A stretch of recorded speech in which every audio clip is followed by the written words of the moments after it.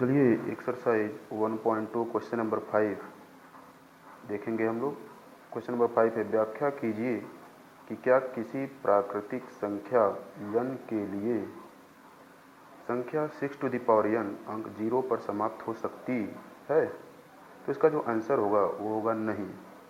क्यों? क्योंकि अगर किसी संख्या का इकाई अंक 0 होगा तो वह संख्या 5 से विभाज्य होगी। अगर किसी संख्या का इकाई अंक 0 होगा तो वह संख्या 5 से विभाज्य होगी। लेकिन 6 की घातीय n, जो 6 का गुणनखंड होगा 2 गुणे 3 घातीय n, यहाँ केवल 2 और 3 ही गुणनखंड है। इसलिए 6 की घातीय n किसी प्राकृतिक संख्या के लिए किसी प्राकृतिक संख्या के लिए 0 पर समाप्त, इकाई का अंक 0 पर समाप्त नहीं होगा। आइए इस चीज़ को हम थोड़ा और अच्छे से देख लेते हैं। जैसे यहाँ पे 6 टू द पावर n है और n एक प्राकृतिक संख्या है, तो प्राकृतिक संख्या 1, 2, 3 और इस तरह से ये इनफाइनाइट तक होगा। तो यहाँ पे अगर हम n इज इक्वल टू 1 लेंगे तो 6 टू द पावर 1, तब इसका वैल्यू आएगा 6। n इज इक्वल टू 2 लेंगे, फिर इसका वैल्यू आएगा 6 टू द पावर 2 और इसका वैल्यू होगा 36। इसका भी जो इकाई का अंक है वो 6 आया। इसी तरीके से अगर हम n इज इक्वल टू 3 लेंगे, मतलब 6 की घातीय 3, तो ये आएगा 216। इसका भी इकाई का अंक 6 आया। इसका मतलब इस तरह से हम करते जाएंगे n प्राकृतिक संख्या के लिए, तो 6 की घातीय n कभी भी इसका इकाई का अंक जो होगा वो 0 प्राप्त नहीं होगा। चलिए अब आइए हम लोग क्वेश्चन नंबर 6 देखते हैं। क्वेश्चन नंबर 6 में क्या है, व्याख्या कीजिए कि 7 गुणे 11 गुणे 13 प्लस 13 और 7 गुणे 6 गुणे 5 गुणे 4 गुणे 3 गुणे 2 गुणे 1 प्लस 5 भाज्य संख्याएं क्यों हैं।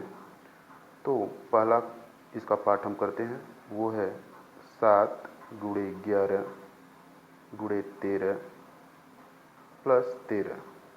अब यहाँ से देखिए, यहाँ प्लस है तो इस वाले टर्म में से मैं 13 और यहाँ से 13 को कॉमन ले लेता हूँ। तो यहाँ पे यह बचेगा क्या, 7 इंटू 11 प्लस 1, तो ये हो जाएगा 13 और 7 का गुणा 11 में करेंगे 77 प्लस 1 और 13 और 77 में 1 जोड़ देंगे तो ये आएगा 78। तो देखिए यहाँ पे दो संख्याओं का मल्टीप्लिकेशन, यहाँ पे कोई चिन्ह नहीं है, दो संख्याओं को यहाँ पे गुणा आ गया। तो दो संख्याओं का जब भी गुणा होगा तो जो संख्या प्राप्त होगी वो हमें क्या होगी, भाज्य संख्या मिलेगी। ठीक है, तो ये जो संख्या है वो भाज्य है।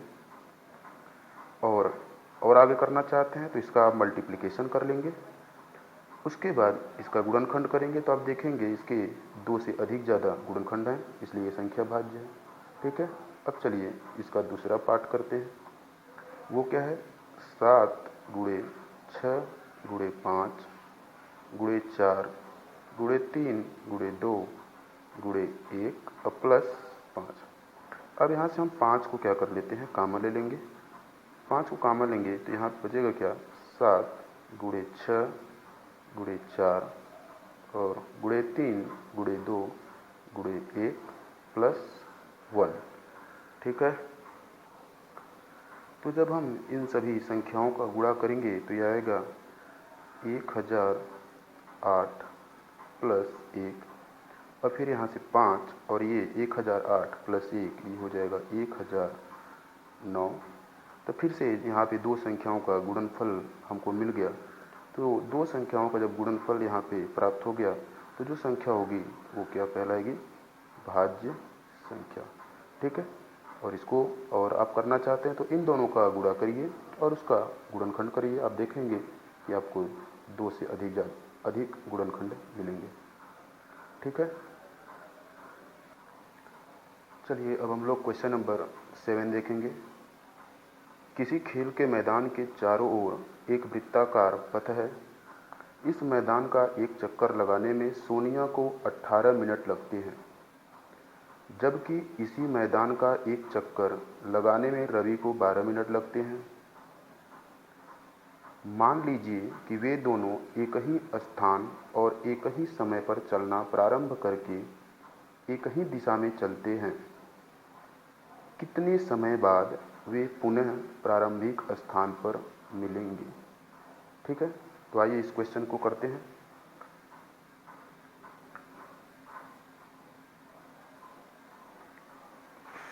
सोनिया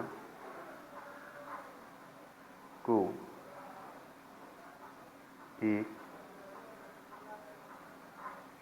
चक्कर लगाने में कुल 18 मिनट लगता है, ठीक है, और